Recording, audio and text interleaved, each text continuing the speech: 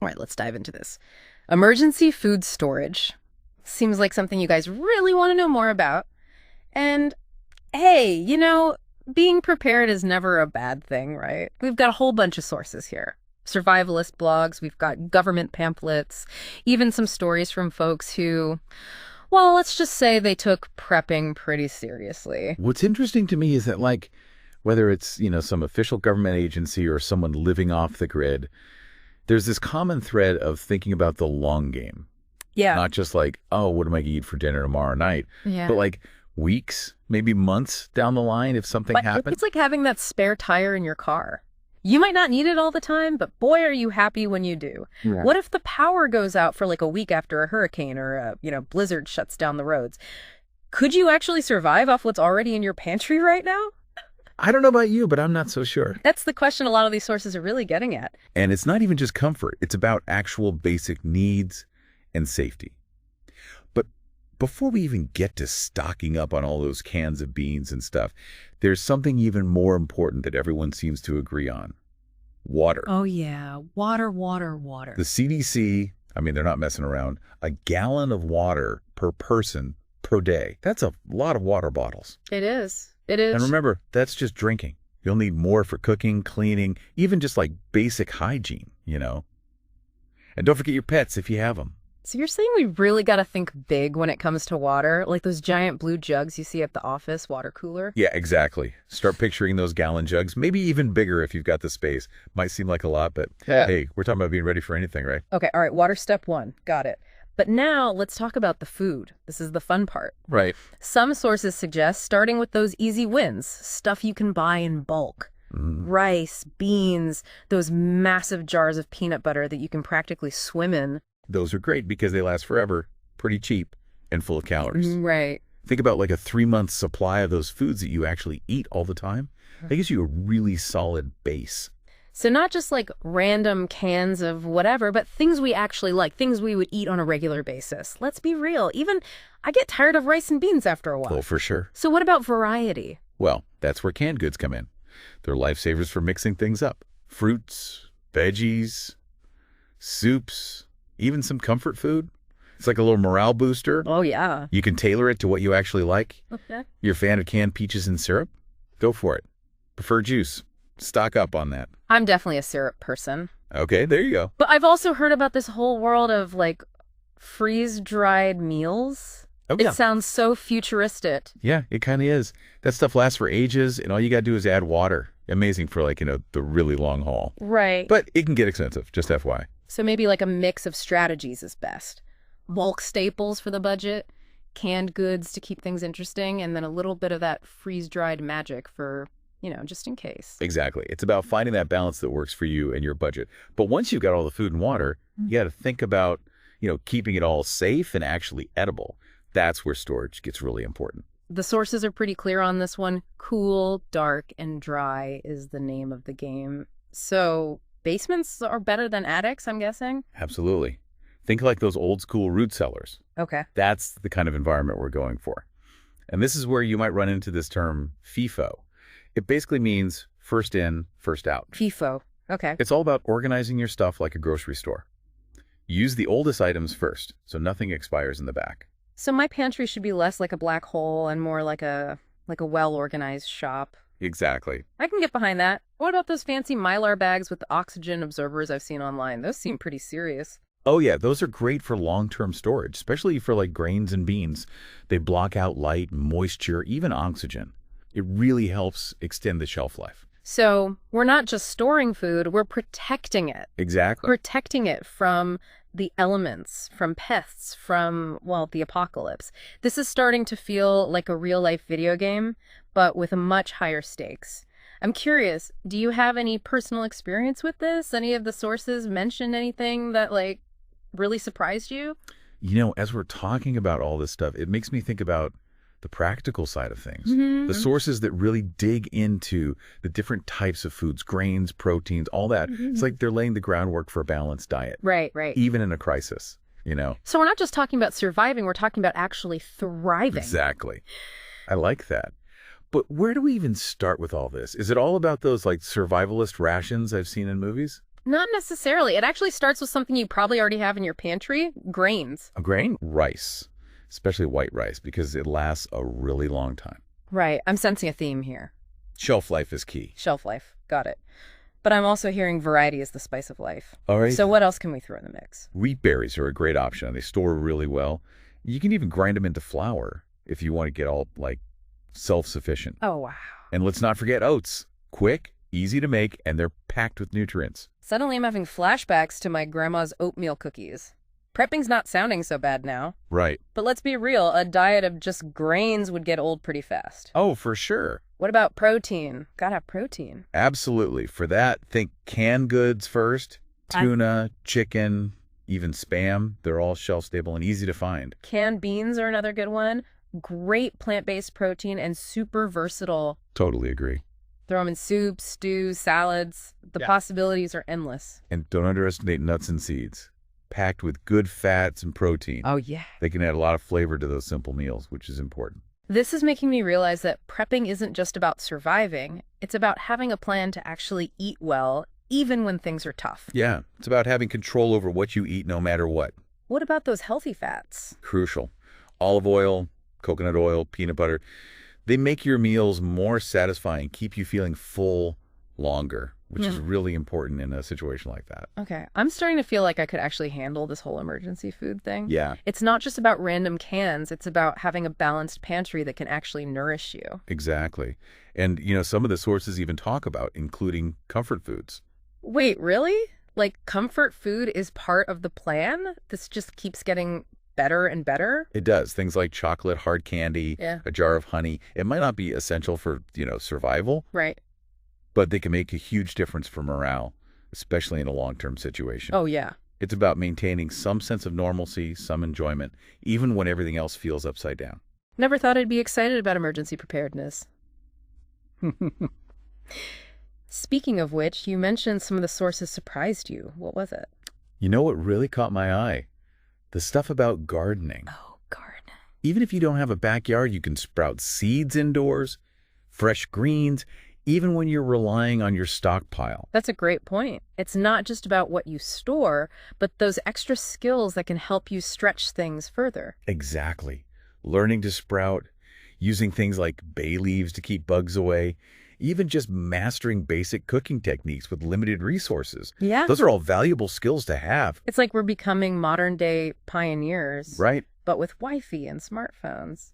Speaking of the modern world, let's talk about why someone might need to use their emergency food besides natural disasters. Oh, well, job loss or unexpected medical bills can be just as disruptive as a hurricane. True. Having food on hand can be a real safety net when money's tight. It's an extra layer of security. That's a really practical way to look at it. It's not just about the big, scary what-if scenarios. Right. It's about those everyday challenges that life throws at us sometimes. Exactly. And while those big events are important to think about, don't forget about the smaller, more localized disruptions, too. Power outages, snowstorms, even just a temporary shortage at the grocery store. Oh, those happen all the time.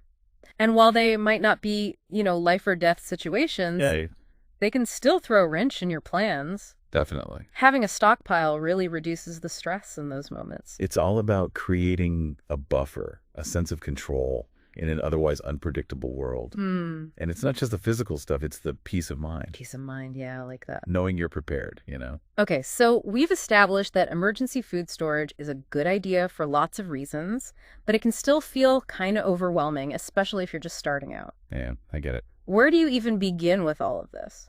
I think the first step is honestly just taking stock of what you already have. What's in your pantry? What are your eating habits? What are your dietary needs? It's about knowing your starting point before you start filling in the gaps. It's like taking inventory before you go grocery shopping. You got to know what you already have. Exactly.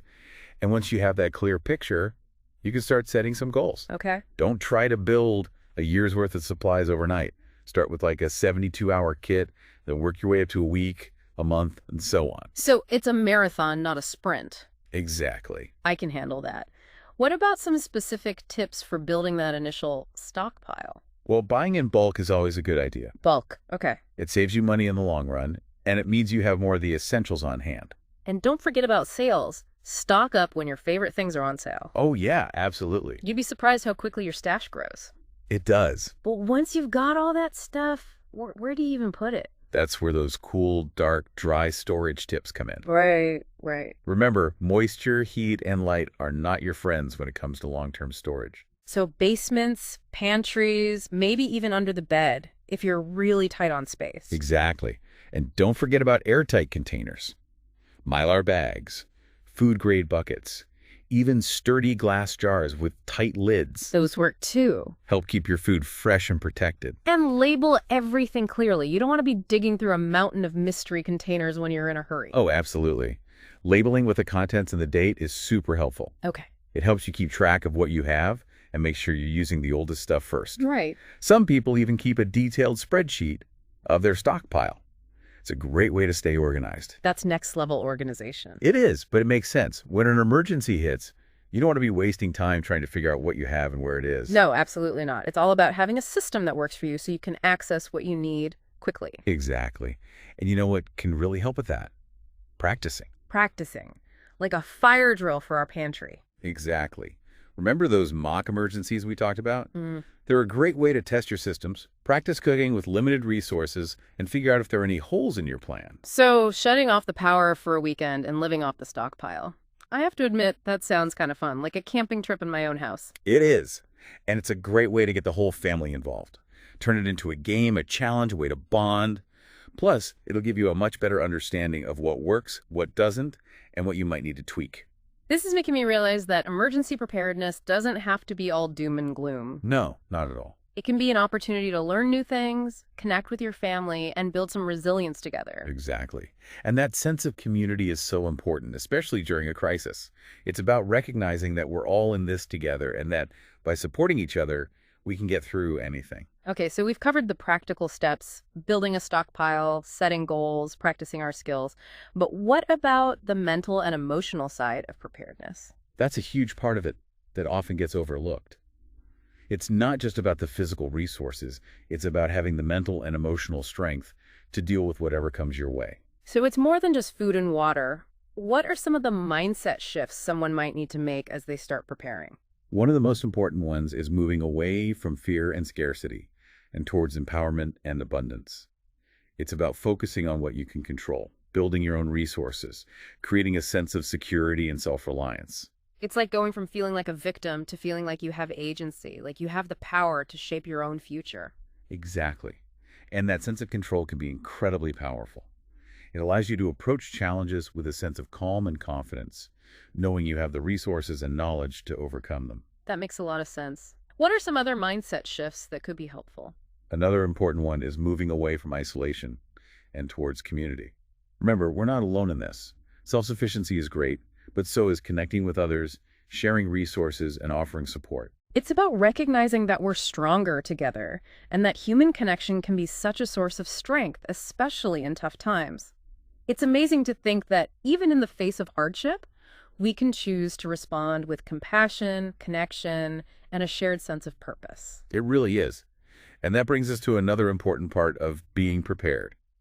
Recognizing and avoiding common mistakes. Oh, that's a good one. We've talked about what to do, but what about what not to do? What are some of the pitfalls to avoid? One of the biggest ones is thinking there's like one right way to do this. Oh, yeah, the one-size-fits-all trap? Exactly. Those giant bags of rice we talked about. Great, but not if you can't eat gluten or just hate rice. Makes sense. Your stockpile needs to work for you. It's like trying to follow a recipe without adjusting it to your own tastes. Right. Basic ingredients might be there, but it's not going to be a meal you enjoy. Exactly. So how do we personalize this whole thing? Well, start with any dietary restrictions you have. Allergies, food sensitivities, vegetarian, vegan, all of that stuff matters. It's about trying to maintain some kind of normalcy, even when things are crazy. Right. You don't want to suddenly be stuck eating stuff that makes you feel bad, especially during a stressful time. Absolutely not. And it's more than just dietary needs, right? Oh, totally. Think about what you actually like to eat and how you cook. Love to bake. Stock up on flour, sugar, yeast. Big on spices. Make sure your emergency pantry has them. So we're not just talking about surviving, we're talking about maintaining some enjoyment, some comfort, even when things are rough. Exactly. And that enjoyment should include the cooking part, too. Think about your skills and what you have to work with. Are you a one-pot meal kind of person? Focus on ingredients that are easy to prepare with limited equipment. Got a solar oven or a backyard grill? That opens up a whole new world. This is making me realize that prepping isn't just about stockpiling food, it's about building a whole lifestyle that's resilient and adaptable. I love that. Yeah. And that adaptability includes your storage space, too. Small apartment. Prioritize those compact, shelf-stable items. Got a basement or root cellar? You've got more flexibility for bulk grains or big water containers. It's all about working with what you've got, getting creative. Exactly. And you mentioned before thinking about the people who depend on us kids, older family members, even pets. Oh, absolutely. Their needs are just as important as yours. Got picky eaters. Stock up on those kid-friendly options. Senior who needs soft foods or certain supplements? Make sure those are in your inventory. It's like building a personalized emergency plan for your whole crew. Exactly. Speaking of personalized plans, you mentioned some common mistakes. Oh, yeah. What else should people watch out for? Don't forget to rotate your stock.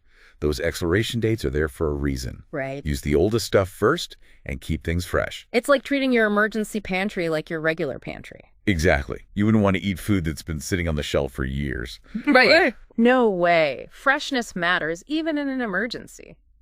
And speaking of freshness, gotta remember those cool, dark, dry rules. Absolutely. Moisture, heat, and light are your enemies.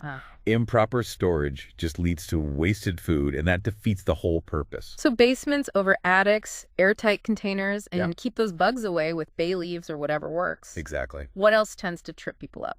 A lot of folks forget about the cooking part. Right. Having all the ingredients is great, but then what? Exactly. Do you have a plan for actually turning that food into meals?